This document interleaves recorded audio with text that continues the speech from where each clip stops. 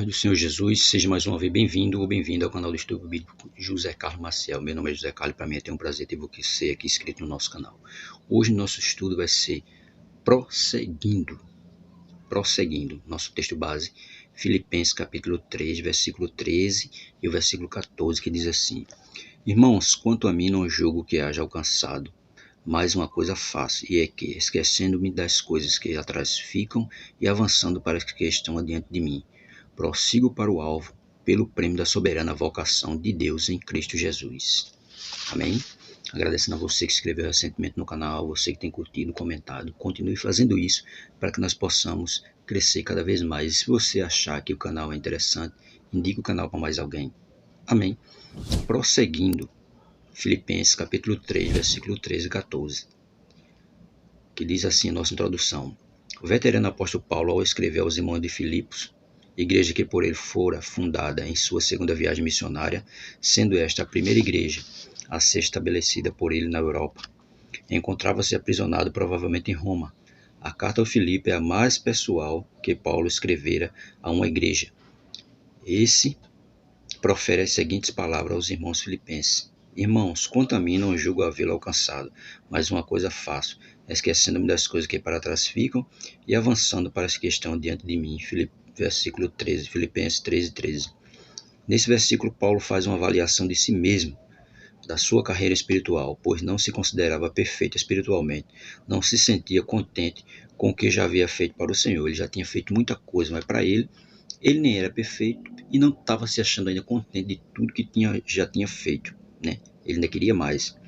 Ele não se reputava como um vencedor até o presente momento, não julgava ter alcançado o alvo, ou seja, a perfeição completa, claro, porque ele estava preso. E ele não tinha alcançado a perfeição completa, porque o crente só vai alcançar a perfeição completa quando ele for arrebatado. E ele já sabia que não tinha ainda alcançado o alvo, que o alvo é Cristo. Ele estava preso numa cela de uma prisão romana e não tinha alcançado o alvo dele, que o alvo dele era Jesus. Então, para ele não tinha feito, o que tinha feito não era o suficiente, e o alvo ele não tinha alcançado, por isso que ele estava dizendo isso. Aí continuando ele vai dizer, mais uma coisa ele fazia, esquecendo das coisas que para trás ficaram, avançava para as que estavam diante dele, é claro, ele não podia voltar atrás, ele não podia estar olhando para trás, ele tinha sempre que avançar, por isso que é sempre avançando, né? Isso é tudo quanto ficava no passado, em sua experiência cristã ou em qualquer porção de sua experiência, incluindo a sua vida passada, quando ainda estava no farisaísmo. Claro que ele era fariseu, né, da seita farisaica, judeu, e para ele o que ele fazia naquele momento ali era a verdade, era o que deveria ser feito. Mas quando ele teve um verdadeiro encontro com Jesus, ele viu que estava tudo errado. Aí ele continua dizendo para a gente, Paulo passara por sucessos e fracassos, por alegria e desapontamento, por tristezas e consolos, mas agora tudo isso era passado. Na qualidade de esportista cristão, ele não ficava olhando para trás, porquanto isso só serviria para tornar mais lento o progresso espiritual. Antes olhava constantemente para frente, mirando o alvo e o prêmio, é claro. Ele tinha convicção de que tinha que sempre avançar, mirando o alvo, mirando o prêmio, que o prêmio é quem? Jesus. E lá no capítulo 2 Timóteo, no capítulo 4, o verso 8, vai dizer que o prêmio da soberana, o prêmio estava esperando por ele. E ele tinha que avançar, ele não podia recuar, ele tinha sempre que avançar. E ainda demais, que o justo juiz queria entregar o prêmio a ele, que era Jesus Cristo. Então ele tinha que sempre avançar, ele não podia regressar. Ele tinha sempre que estar avançando, né? Porque ele estava mirando o alvo e o prêmio. Não considerava ele a velocidade e a facilidade com que chegara até aquele ponto, como isso fosse algo significativo. Somente ao atingir o alvo e o sucesso final é que um homem realmente pode considerar-se bem-sucedido. É claro que para ele o sucesso para ele seria quando ele alcançasse o alvo e recebesse o prêmio das mãos de Jesus. É isso que ele estava mirando. Por isso que ele não parava, mesmo preso, ele continuava sempre avançando, progredindo, fazendo a obra de Deus, mesmo estando preso, que ele tinha uma meta, ele tinha um propósito, e isso nós devemos ter, sempre olhar para frente, não olhar para trás. Então, é isso que ele queria fazer, né? Porque ele queria receber o prêmio, Ter alguém começando bem também não é o bastante.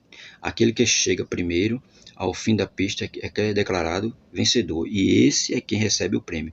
Não é que Paulo se envergonhasse do que acontecera antes, e não se orgulhava ele de suas realizações passadas, mas é que não desejava ter algum sucesso de autossatisfação que pudesse enfraquecer a sua determinação e atingir o alvo final.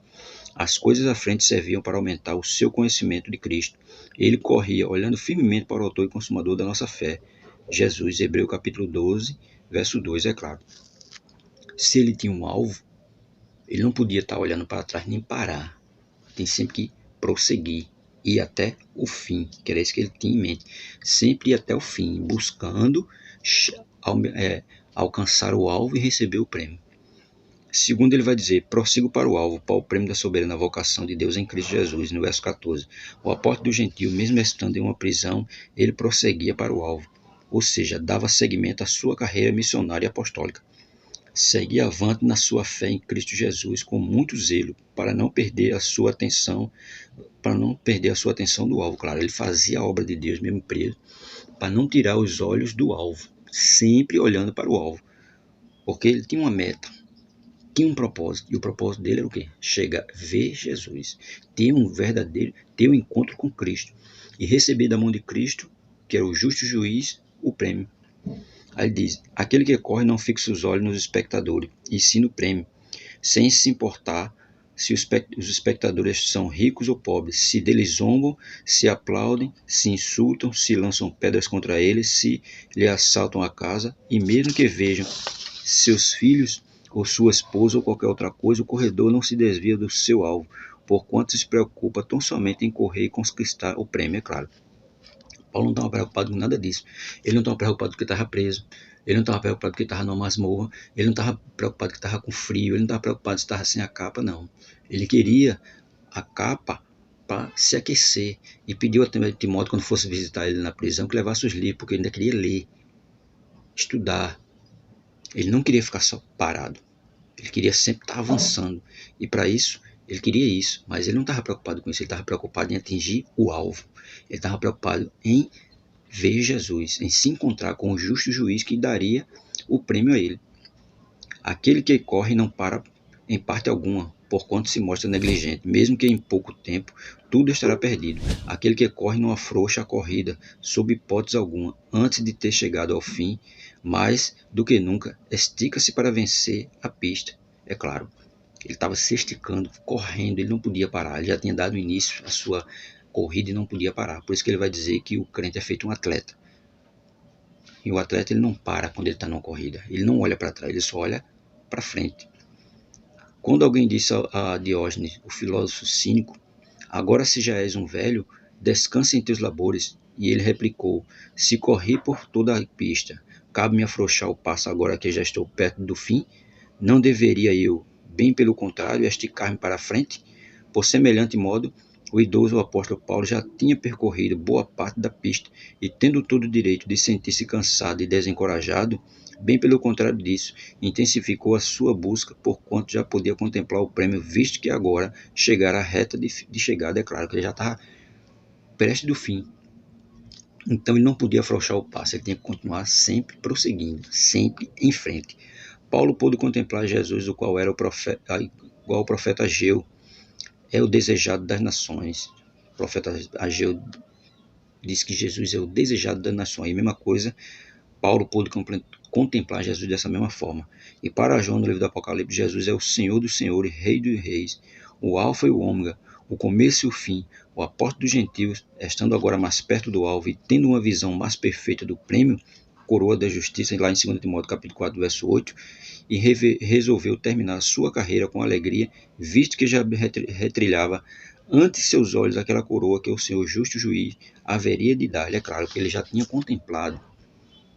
Ele mesmo disse lá em 2 Timóteo, no capítulo 4, 2 Timóteo, capítulo 4, versículo 8, 2 Timóteo capítulo 4, versículo 8, vai dizer assim: desde agora a coroa da justiça me está guardada, o qual o Senhor justo juiz me dará naquele dia, e não somente a mim, mas também a todos os que amarem a sua vinda. Tá vendo? A todos que amarem a vinda de Cristo, que prosseguindo no alvo, sem se titubear, sem olhar para um lado, sem olhar para outro, ele vai dar a coroa da justiça. E Paulo já tinha visto isso, porque lá em 2 Coríntios capítulo 12, verso 4, ele vai dizer que ouviu e viu coisas, né, que não poderiam ser reveladas ao homem. Então ele estava com essa visão na sua mente. E a esperança de um dia ver tudo aquilo ali e Jesus entregar a coroa da justiça a ele.